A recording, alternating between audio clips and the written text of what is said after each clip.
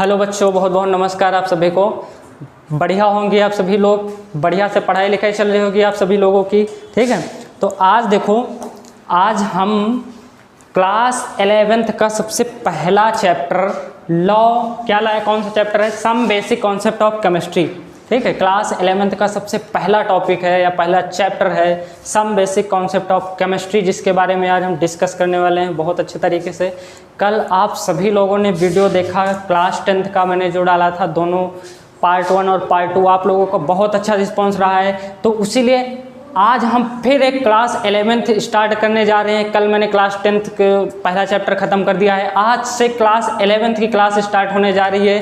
सभी जितने भी क्लास 11th के स्टूडेंट हैं, आप सभी लोग इस वीडियो को देखिएगा, ठीक है, और अच्छा सा रिस्पॉन्स करिएगा। आप सभी लोग जैसा भी होगा कमेंट सेक्शन में हमको बताइएगा। आज से आप सभी की क्लास 11th की स्टार्ट होने जा रही है केमिस्ट्री, जिसको पहला चैप्टर है some basic concept of chemistry, जिसमें सबसे पहला टॉपिक हमको पढ़ना है लॉ ऑफ केमिकल कॉम्बिनेशन के बारे में कि ये क्या होता है।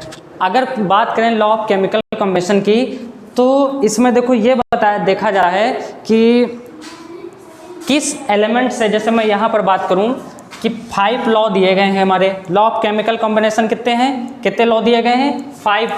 उन 5 लॉ से हमको किस तरह से एलिमेंट को कंबाइन करके एक नया कंपाउंड बनाया गया है, ये कौन बताता है, ये बताते हैं ये 5 लॉ।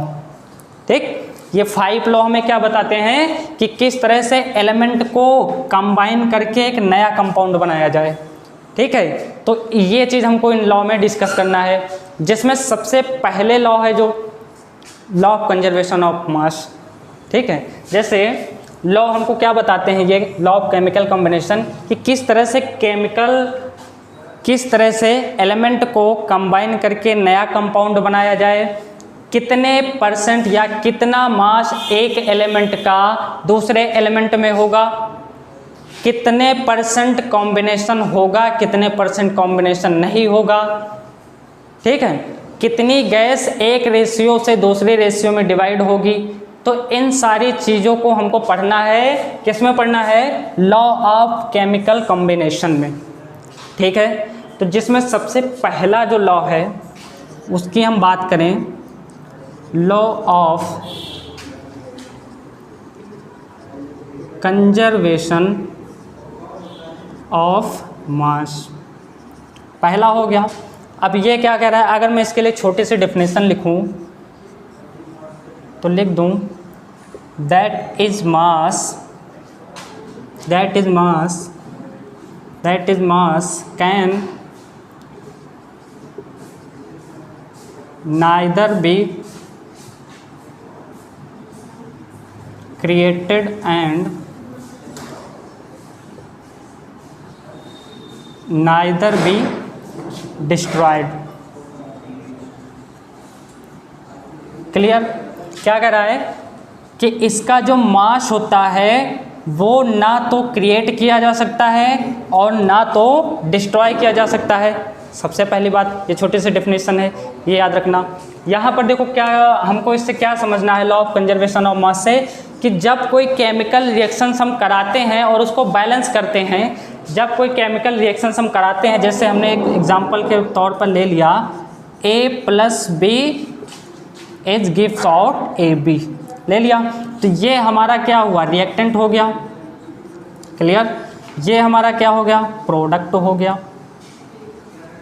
ठीक है, अब यहाँ पर लॉ ऑफ कंजर्वेशन ऑफ मास हमको क्या कहता है कि जितना मास रिएक्टेंट का होगा उतना ही प्रोडक्ट का होना चाहिए। अगर मास दोनों का इक्वल नहीं है तो ये लॉ ऑफ कंजर्वेशन ऑफ मास को फॉलो नहीं करेगा, और जब ये लॉ ऑफ कंजर्वेशन ऑफ मास को फॉलो नहीं करेगा तो ये रिएक्शन रॉन्ग है। केमिकल रिएक्शन को बैलेंस किया जाता है, कोई पूछे केमिकल रिएक्शन को बैलेंस क्यों किया जाता है, तो लॉ ऑफ कंजर्वेशन ऑफ मास को फॉलो करने के लिए। क्यों, क्योंकि दोनों तरफ मास इक्वल होना चाहिए। ठीक है, जितना मास रिएक्टेंट का होना चाहिए उतना ही प्रोडक्ट का होना चाहिए, दोनों का मास इक्वल है तो ये लॉ को फॉलो करेगा। जैसे एक एग्जांपल में बता दूं, C+O2 क्या बनाएगा, C+O2 क्या बनाएगा, CO2 बना देगा। कार्बन का जो मास नंबर है वो 12 है, प्लस ऑक्सीजन का, एक ऑक्सीजन का 16 होता है। 2 ऑक्सीजन के मॉलिक्यूल हैं, 2 से मल्टीप्लाई कर दो। इधर भी 12 प्लस 2 ऑक्सीजन है, 16 इंटू 2 कितना हो जाएगा 32, 4 हो जाएगा। मास कितना हो जाएगा, इधर का भी 4। यहाँ पर चेक कर लो, दोनों तरफ का जो मास है वो क्या है, इक्वल है। अगर मास इक्वल है रिएक्टेंट और प्रोडक्ट का, तो ये लॉ ऑफ कंजर्वेशन ऑफ मास को फॉलो करेगा। तो ये बात जो इम्पोर्टेंट है कि किसी भी केमिकल रिएक्शन को बैलेंस करने के लिए क्या किया जाता है, क्यों किया जाता है, लॉ ऑफ कंजर्वेशन ऑफ मास को फॉलो करने के लिए, ठीक है, क्योंकि दोनों तरफ दोनों का मास इक्वल होना चाहिए। क्लियर। अब अगर इतनी बात समझ में आ गई तो इसका स्क्रीनशॉट ले लो और एक मैं क्वेश्चन बना के आपको बता दूं। एक छोटा सा न्यूमेरिकल है, उसको मैं लिख दूं और आप लोग उसको देख कर समझ जाइएगा, ठीक है।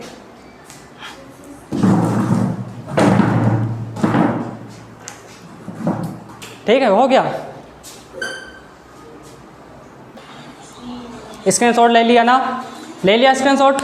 अब ये न्यूमेरिकल है एक छोटा सा, इस न्यूमेरिकल से हम पता कर लेंगे कि लॉ ऑफ कंजर्वेशन ऑफ मास कैसे फॉलो किया जाता है, ठीक है। यहाँ पे देखना, जैसे दिया है 1.5 gram C2H6 ethane on complete combustion give 4.4 gram of CO2 and 2.7 gram of H2O so that the reaction obey law of conservation of मास।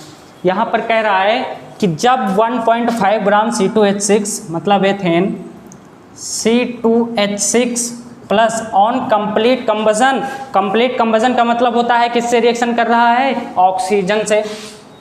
जब ये ऑक्सीजन से रिएक्शन कर रहा है तो गिव दे रहा है क्या, 4.4 ग्राम ऑफ CO2 दे रहा है, प्लस 2.7 ग्राम ऑफ H2O दे रहा है। यहाँ पर ध्यान देना, इसका मास कितना है, 1.5 ग्राम दिया है, ऑक्सीजन का निकालना है हमको, और कार्बन डाइऑक्साइड का दिया है 4.4 ग्राम, ठीक है। 2.7 ग्राम किसका दिया है, वाटर का दिया है। इतनी बात समझ में आई, इतनी बात समझ में आई।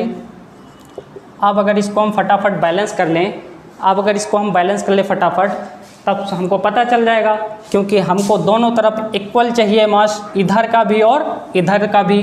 तो बैलेंस कैसे करेंगे, यहाँ पर देखना ऑक्सीजन 2 हैं, यहाँ पर 1 ऑक्सीजन है, यहाँ पर कितने हैं, अगर यहाँ पर हम 2 लगा दें तो कार्बन कितने 4 हो जाएंगे, तो यहाँ पर हम कितना 4 लगा दें तो ऑक्सीजन कितने हो जाएंगे, यहाँ पर 4 2 जा 8 हो जाएंगे, यहाँ पर हम 7 लगा दें, 7 2 जा 14 हो गए, 8 ऑक्सीजन यहाँ है, 6 यहाँ लगा देंगे, बैलेंस हो जाएगी हमारी रिएक्शन। एक बार चेक कर लेना, चेक कर लो, बैलेंस है, सभी लोग चेक करो, बैलेंस है ना, ठीक है, बैलेंस है। अब यहाँ पर अगर हम नंबर ऑफ मोल निकालें ऑक्सीजन का, नंबर ऑफ मोल, सॉरी इसका निकालें पहले एथेन का, number of mole is equal to mass upon molar mass, ये फॉर्मूला सबको पता होगा। सबसे पहले हमको एथेन का मास, मोलर मास निकाल लें, मोलर मास कितना हो जाएगा 1.5 अपॉन 24 प्लस 6, ठीक है। अब कितना हो जाएगा 1.5 अपॉन 30, पॉइंट हटाएंगे 0 बढ़ाएंगे, कितना हो जाएगा 1/20 हो जाएगा। क्लियर, 1/20 आ जाएगा, कैलकुलेशन कर लो 0.05 आ जाएगा, ठीक है। कितना आया 0.05 आया, किसका, एथेन का। अब देखो, अब यहाँ पर देखो, अब हमको ऑक्सीजन का पता करना है, तो कैसे निकालेंगे,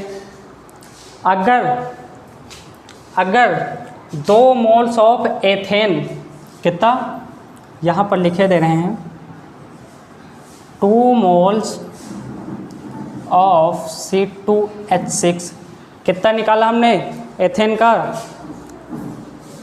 2 मोल्स के लिए एथेन पर ऑक्सीजन का जो मॉलिक्यूल है वो कितना है, 7 है, 7 मोल्स ऑफ O2। अब 7 मोल्स ऑफ O2 के लिए 0.05 हो जाएगा, 0.05 मोल्स के लिए हो जाएगा कितना, 7/2 हो जाएगा, ठीक है। अब इस 0.05 को हम क्या लिख सकते हैं, 1/20 लिख सकते हैं, क्लियर। अब देखो इसको कैलकुलेशन कर लो, कितना हो जाएगा 7/4 40 हो जाएगा। ऑक्सीजन का नंबर ऑफ मोल निकाल रहे हैं। अब देखो नंबर ऑफ मोल किसका, ऑक्सीजन का। O2 के लिए फॉर्मूला क्या हो जाएगा, मोल अपॉन, फॉर्मूला वही वाला लगा दो, मास अपॉन मोलर मास। ऑक्सीजन का मास कितना होता है, ऑक्सीजन का मास कितना होता है, आप सभी लोग बताइए। ठीक है, अब यहाँ पर देखो, अगर मैं रख दूँ 7/40 इंटू 32, ठीक है, 7/40 इंटू 32, तो यहाँ पे देखो इसको कट कर दो और इसको सॉल्व कर लेना, आ जाएगा कितना 5.6 मोल। ऑक्सीजन के कितने मास आ जाएगा, 5.6 मास आ जाएगा। इसको कैलकुलेशन कर लेना। तो जैसे ही यहाँ पर ऑक्सीजन का 5.6 ग्राम मास आएगा, ठीक है, कैलकुलेशन वहाँ कर लेना। उसके बाद यहाँ पर चेक करने के लिए, अब अगर इतनी कैलकुलेशन आपको समझ में आ गई हो तो हम इसको इरेज करके आगे से समझा दें। यहाँ पर देखना कि जैसे ही यहाँ पर ऑक्सीजन का जो मास आया है, ऑक्सीजन का जो मास आया है 5.6, अब इधर का ऐड कर दो टोटल और उधर का ऐड कर दो, कितना आएगा, दोनों को ऐड कर दो और जितना आ रहा है अगर इक्वल आ रहा है दोनों तरफ का 5.6 और 7, यहाँ पर 7.1 ग्राम आ रहा है। इसको ऐड करने पर इन दोनों को रिएक्टेंट कितना आ रहा है, रिएक्टेंट कितना आ रहा है 7.1, इसको भी ऐड कर दो, 4 2 6 1 7, यहाँ भी 7.1 ग्राम आ जाएगा। अब यहाँ पर देखो हमको एथेन का पता था, कार्बन डाइऑक्साइड का पता था, जल का मास पता था, लेकिन ऑक्सीजन का मास नहीं पता था। ऑक्सीजन का मास अब हमने निकाल लिया है। जैसे ही ऑक्सीजन का मास निकाला 5.6 ग्राम, अब दोनों तरफ के रिएक्टेंट का और प्रोडक्ट का जो मास आ रहा है वो इक्वल है। दोनों तरफ का मास जैसे ही इक्वल आ रहा है तुरंत हमको पता चल जाएगा कि ये जो केमिकल रिएक्शन है ये लॉ ऑफ कंजर्वेशन ऑफ मास को फॉलो कर रही है। क्लियर। और जैसे ही कहीं कोई पर भी केमिकल रिएक्शन हो, अगर दोनों तरफ का जो मास है वो इक्वल आ रहा है तो तुरंत समझ जाइए कि लॉ ऑफ कंजर्वेशन ऑफ मास को ये रिएक्शन फॉलो कर रही है। ठीक है, तो आज का लेक्चर ये था हमारा लॉ ऑफ कंजर्वेशन ऑफ मास के बारे में। कल हम दूसरे लॉ के बारे में पढ़ेंगे। ठीक है, तो आज का लेक्चर यहीं पर ख़त्म कर रहे हैं और वीडियो को ज़्यादा से ज़्यादा लोग देखिएगा। फिर मिलेंगे एक नए लेक्चर के साथ, तब तक के लिए ओके बाय।